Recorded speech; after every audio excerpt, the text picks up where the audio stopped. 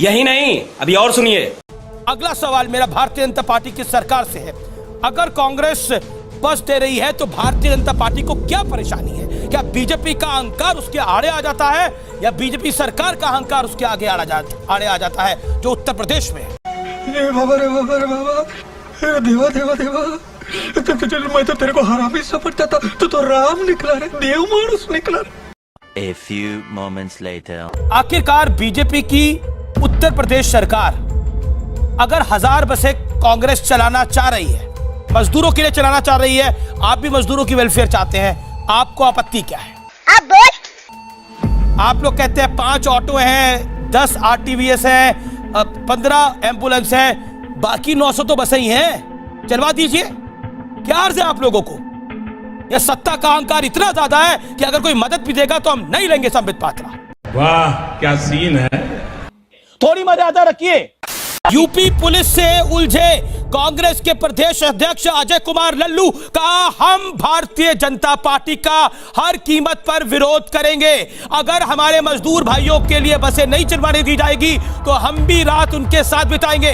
Congress party ने BJP पर बड़ा हमला किया है, वहीं बैठ गए हैं कांग्रेस के तमाम कार्यकर्ता। इस समय की बड़ी खबर है, संबित पात्रा उल्टा पड़ गया आप लोगों को प्रियंका गांधी वाड्रा से पंगा लेना।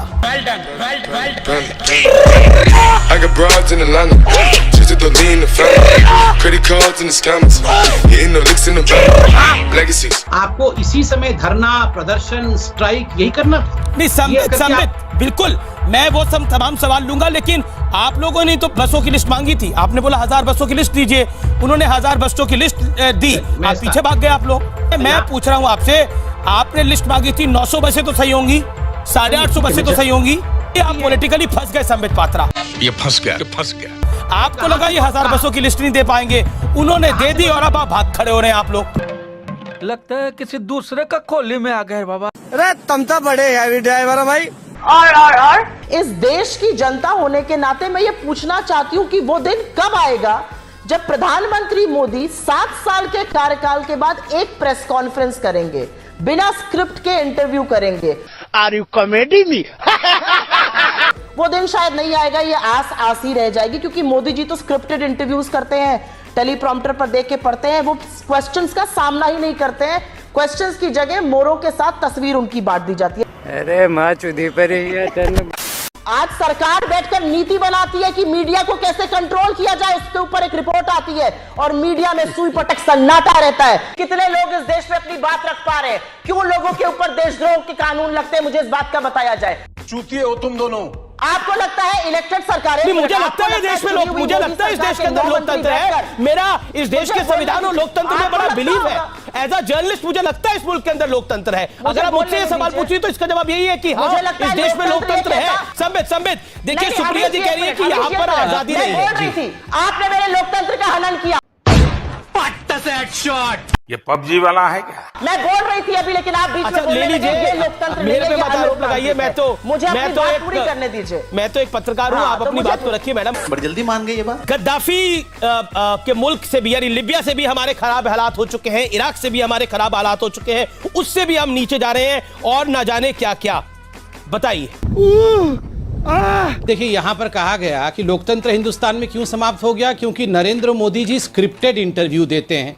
मैं आपको एक स्क्रिप्टेड इंटरव्यू का उदाहरण देता हूँ। एक बहुत बड़े पत्रकार, देश के बहुत जाने माने पत्रकार है, उन्होंने आदरणीय सोनिया गांधी जी का पत्रकार वार्ता लिया, उनका इंटरव्यू लिया और इंटरव्यू में उनसे पूछा, मैडम आप सुबह इडली खाती हैं कि डोसा खाती हैं या पास्ता खाती हैं, आप खुद बनाती हैं या घर में कोई और बनाता है? फिर मैडम ने पूरा रेसिपी बताया, मैं ऐसे ऐसे करके पास्ता बनाती हूँ, फिर मैं डोसा खाती हूँ। मोदी जी तो बताते भी नहीं है वो क्या खाते हैं सुबह नाश्ते में। बताइए, और तो डेमोक्रेसी तो खत्म ही हो जाएगा ना देश में। तुम्हें उनकी फिक्र करने की जरूरत नहीं है। और मैं होप करती हूँ कि आप मेरे बीच में नहीं बोलेगा जैसे उनके बीच में नहीं बोले थे, और लोकतंत्र बहाल रहेगा एटलीस्ट इस डिबेट में। खैर मुझे नहीं पता आम चूस कर खाते हैं या काट कर खाते हैं, कौन से लोकतंत्र का वर्णन था। मुझे नहीं पता कोई टॉनिक वॉनिक लेते हैं आप, कौन से लोकतंत्र की वार्ता प्रधानमंत्री जी कर रहे थे, पता नहीं। मतलब ये सब तो इलेक्शन के दौरान दिए हुए इंटरव्यू से मैं कोट कर रही हूँ। इस सज्जन को क्या तकलीफ है भाई? तब सब कुछ ठीक था, तब सब चंगा सी।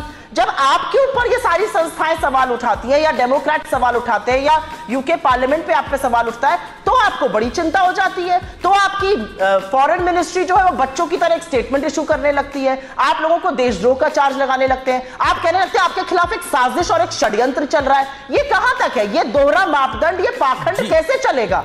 जब आपके जमाने में नहीं होता था तो सब मीठा मीठा गप था, अब कड़वा कड़वा थूक है।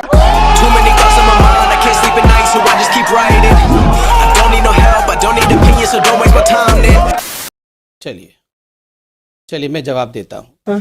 कहीं ना कहीं पाकिस्तान के हाथ और चाइना के हाथ में जो एमओयू साइन किया था उसके लिए ये बिके हुए लोग हिंदुस्तान के खिलाफ ऐसा कहते हैं। माँ बेटे ने पैसा लिया है ये सब कहने के लिए। पता भाषा की बिल्कुल ठीक कह रहा हूं। गजब बेइज्जती है। कैसी बेहूदगी की बातें करते हैं ये लोग। दिमागी संतुलन इनका बदल चुका है। बेहूदगी की बात बिल्कुल सही बात है। मैं इतने तर्कहीन और स्तरहीन व्यक्ति के साथ यूजुअली डिबेट नहीं करना चाहती हूँ, पता नहीं आप लोग क्यों चाहते हैं कि मैं। अरे स्तरहीन होगा तुम्हारा राहुल गांधी, आपका राहुल गांधी स्तरहीन है और तर्कहीन है। अरे बेटे तुझे थकान नहीं लग रही क्या? बोलो बोलो, फेकू और झासाराम के आदमी। अमीश भाई, फेकू और झासाराम के कंट्रोल आदमी, हो रहा है फेकू डिबेट और या नहीं हो झासाराम रहा के है? आग लगा दी, आग लगा दी, आग लगा दी, आग लगा दी। सुप्रिया को दिखाइए। बातें ना सुनती हूँ और यहाँ ना बैठ के इनका प्रवचन सुनूंगी, ना इनकी बेहूदगी सुनूंगी, ना इनकी तर्कहीन और स्तरहीन बातें सुनूंगी। मैं सवाल पूछना चाहती हूँ, 300 किसान मर गए, क्यों नहीं एक शब्द निकला आज तक संबित पात्रा या इनके आका के मुंह से?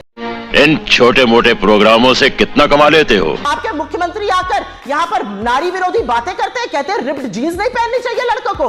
खट्टर कहते थे लड़कियों को जीन्स ही नहीं पहननी चाहिए। ऐसी ऐसी कुंठित मानसिकता के लोग भरे पड़े। एनजीओ चलाती है, घुटने फटे दिखते हैं, समाज के बीच में जाती हो। ये कहां ले जा रहे हैं देश को? इनके दो मुख्यमंत्री बोलते हैं लड़कियां जींस नहीं पहन सकती, ये कहते हैं राहुल गांधी पैंट शर्ट में राजनीति करते। क्या कुंठित मानसिकता है? 2021 में देश है, क्या कर रहे हैं आप लोग इस देश का? ये हमें लोकतंत्र सिखाएंगे? 2 कौड़ी की इनकी औकात नहीं है लोकतंत्र पे बात करने की। आए हैं लोकतंत्र पे बात करने। इनकी सुन लो 1947 में देश भाषा की मर्यादा तो उनकी आप नहीं रखवा पाए थे। मेरे में भाषा की मर्यादा लेने चले आते हैं। मैं सुनूंगी हमारी की बकवास। हम कोई मंदिर का घंटा है कि कोई भी आके बता जाता है?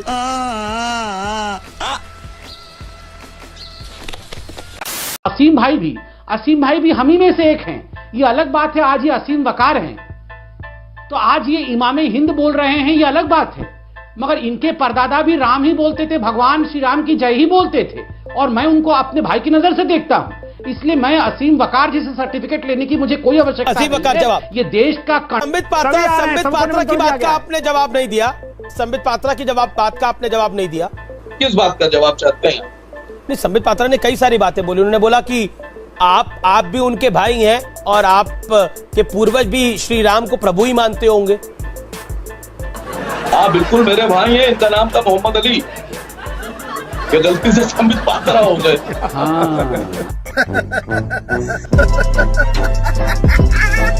खत्म।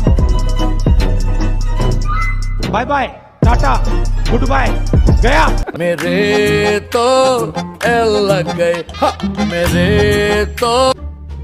हमारी बेटी के अंदर एक भयानक आत्मा है।